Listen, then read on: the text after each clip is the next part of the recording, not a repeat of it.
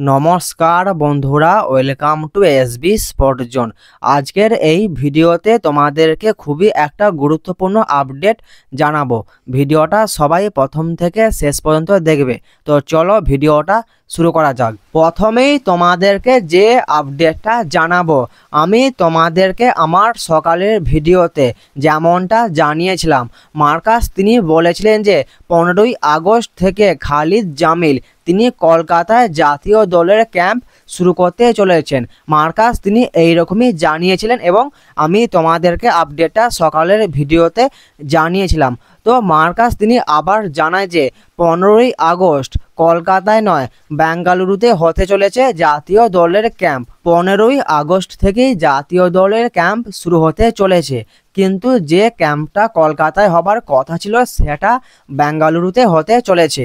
এই আপডেটটা তোমাদেরকে আরও একবার জানিয়ে দেওয়া দরকার ছিল, তো সেই জন্যই তোমাদেরকে আরও একবার আপডেটটা জানিয়ে দিলাম। তো কলকাতায় নয়, বেঙ্গালুরুতে হতে চলেছে জাতীয় দলের ক্যাম্প। তোমাদেরকে এটাও জানিয়েছিলাম যে জামশেদপুর এফসির কোচ খালিদ জামিল তিনি নেক্সট 24 ঘন্টার মধ্যে জামশেদপুর এফসি ছাড়তে চলেছেন। তো জামশেদপুর এফসি তারা খালিদ জামিলকে অফিসিয়ালি থ্যাংক ইউ জানিয়ে দিয়েছে। পরবর্তী যে আপডেটটা তোমাদেরকে জানাবো, জাতীয় দলে খালিদ জামিলের সহকারী হতে চলেছেন, মানে জাতীয় দলে সহকারী কোচ হতে চলেছেন মহেশ গাওয়ালি। তো এই মহেশ গাওয়ালিকে আশা করি তোমরা অনেকেই চেনো।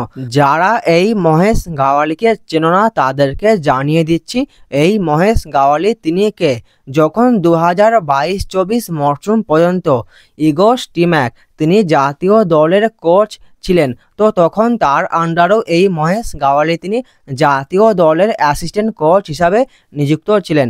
এছাড়াও মানালো মার্কোয়েজ তিনি যখন জাতীয় দলের দায়িত্ব পান তখনও এই মহেশ গাওয়ালি তিনি জাতীয় দলের অ্যাসিস্ট্যান্ট কোচ হিসাবে নিযুক্ত ছিলেন।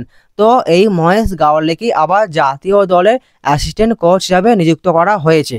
আশা করছি তোমরা এবার বুঝতে পারবে এই মহেশ গাওয়ালি তিনি কে। তো আজকের এই ভিডিওতে তোমাদেরকে এই আপডেটগুলোই জানানোর ছিল, আপডেটগুলো তোমাদেরকে জানিয়ে দিলাম। ভিডিওটা ভালো লাগলে ভিডিওটা অবশ্যই একটা লাইক করে দিও। দেখা হচ্ছে নতুন কোনো একটা ভিডিওতে। ততক্ষণ ভালো থেকো, সুস্থ থেকো।